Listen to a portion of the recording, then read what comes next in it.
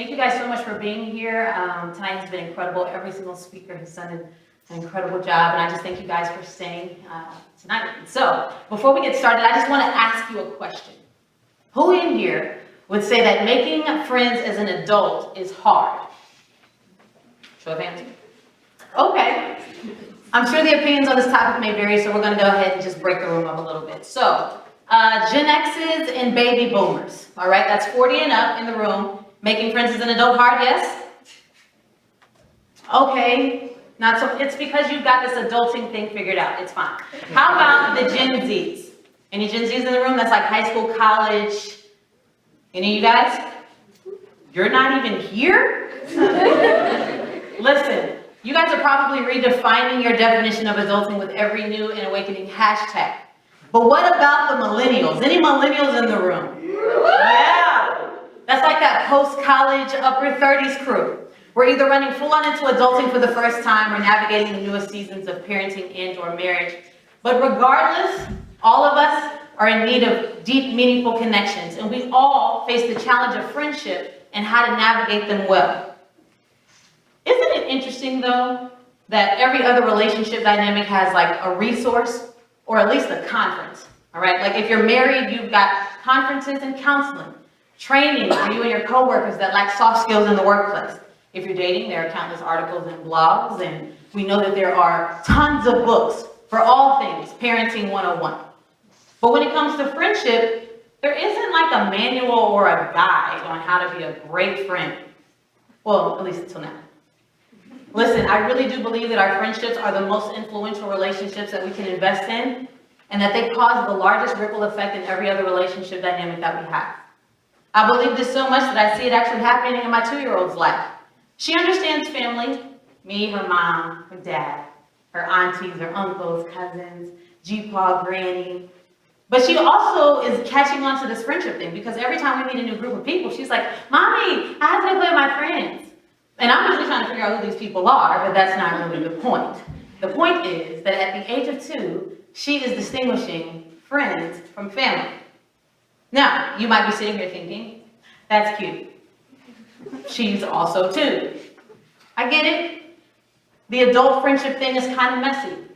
We come with our perceptions, our baggage, our expectations.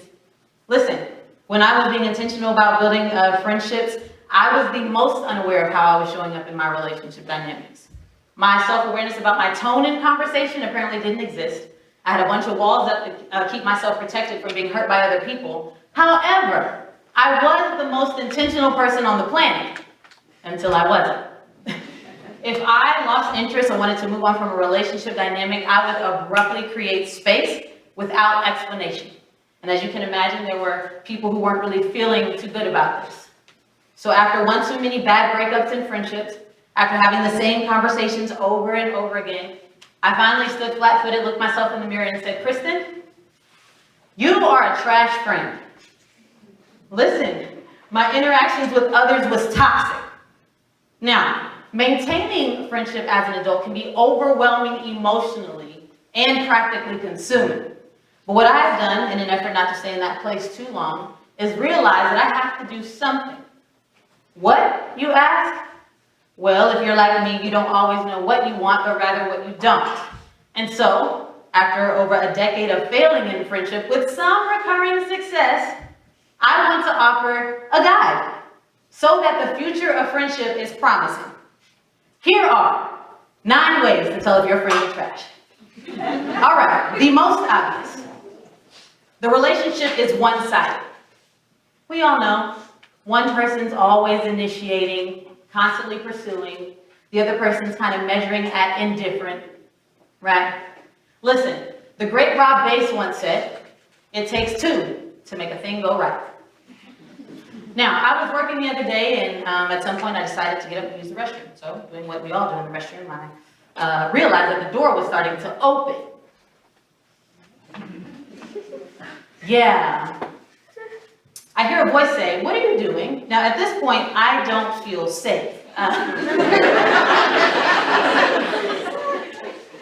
But as I'm collecting my thoughts and trying to process what's happening, I respond and I say, using the restroom. Now, the door is now closing and said person is an arm's length away from me. I don't know about you, but all boundaries feel crossed at this point. But thank God, it was just my daughter, Amari, which brings me to point number 2 in this list. They do not respect your boundaries. Dr. Henry Cloud says that a boundary is a property line that we draw that distinguishes where you begin and where I end. It lets us know who's in control of what and what you're responsible for and what I'm responsible for. But in a relationship dynamic, when a person crosses that boundary, they begin to trespass. And it makes the emotional safety in the relationship feel compromised. 3, they are not supportive. Now, I've been an official DJ for the Indiana Pacers since 2013. So I am about to go into my 6th season of basketball with them. Now, contrary to popular belief, I've never played an organized sport in my life. Okay? So as you can imagine, in season 1, there was a lot of learning that I had to do. But I started to recognize that there were some patterns that I would see in the games amongst fans.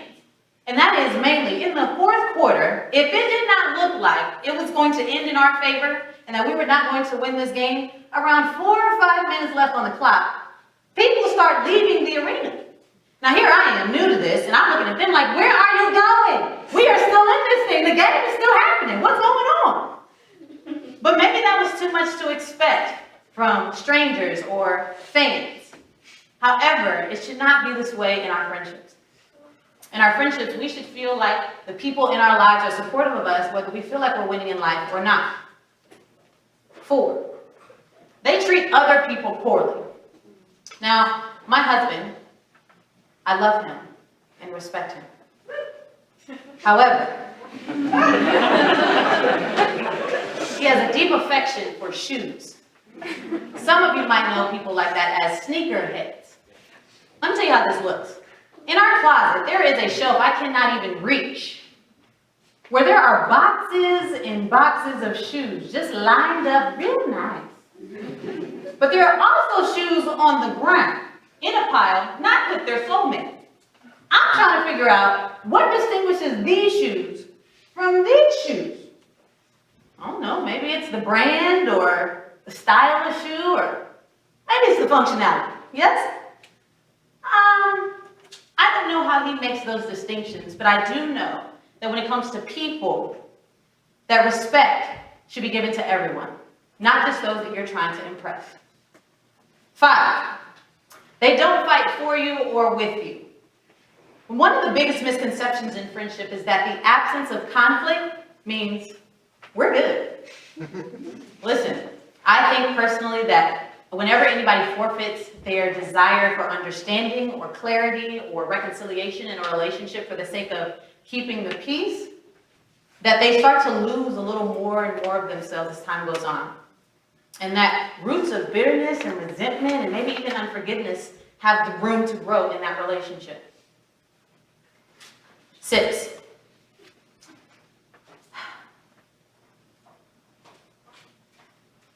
what is 6, honey?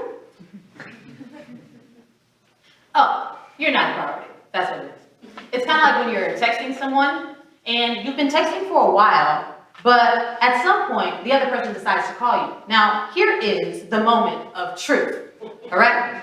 You can either stop the 7 things that you've been doing the entire conversation, or you can put it down and make them a priority. The choice is yours.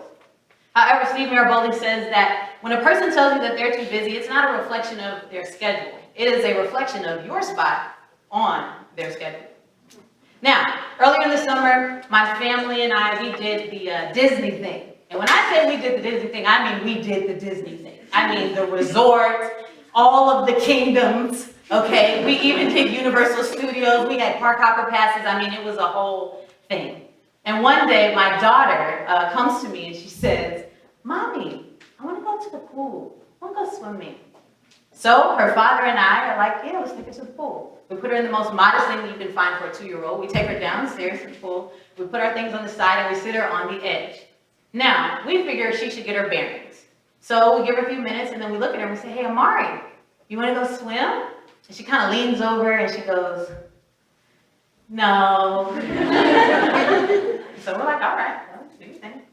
So we're in the water and she's like, "Mommy, Daddy, look, they swim." And she goes and she's like, "Oh, look at that." And we're like, "Yeah, does Amari want to swim?" And she would lean over and she'd be like, no. After about 40 minutes of this, she did graduate to coming down to the 4th step and leaping into our arms. But don't get it twisted. She wanted to turn right back around and go back to that top step. Which brings me to point number 7. And that is, they will not go deep. Some of you have friends that like sitting on the stairs of the pool. You might go out for coffee and talk about your favorite show or, talk about the game that happened last week. But anytime you're trying to get below the surface, they're like, Yet, if you ask them, like my daughter, they will say that they went swimming. Number 8, they are abusive. Now, I know as you're listening to this list, you're probably thinking that there's room for exception or nuance, right? But if somebody is ever treating you with cruelty or violence regularly or repeatedly, there is no excuse or exception for that. It is unacceptable. And lastly, in this list, their character just sucks.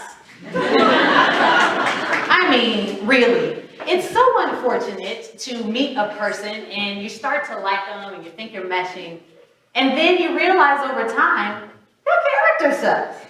Now, how this looks in friendship, maybe they're flaky. Maybe they don't keep their word. Maybe they gossip. They slander other people to you, which probably means they might have something to say about you. They're inconsistent. They're not reliable. Listen, as a person who had whose character sucked, honestly, for a very, very long time, I know with a deep conviction that it is very hard to have relationships with people like this. But I will tell you that number 9, I think, is the root cause of 1 through 8.